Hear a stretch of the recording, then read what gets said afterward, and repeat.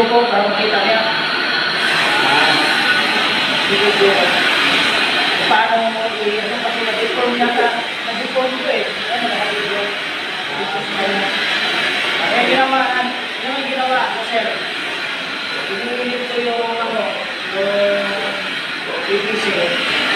Tapos pagka uminit na, itagyanan ko ng mabigat ng siminto para bumabalik siya sa normal.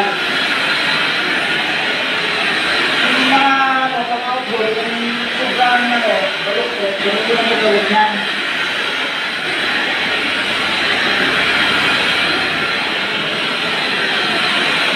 Ginagamitan ko ng gas para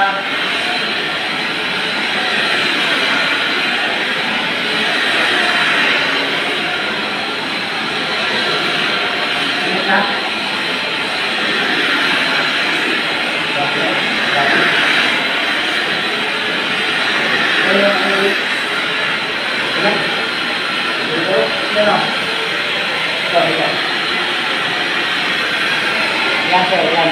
Yan ang ginawa namin. Yan yung ginawa namin para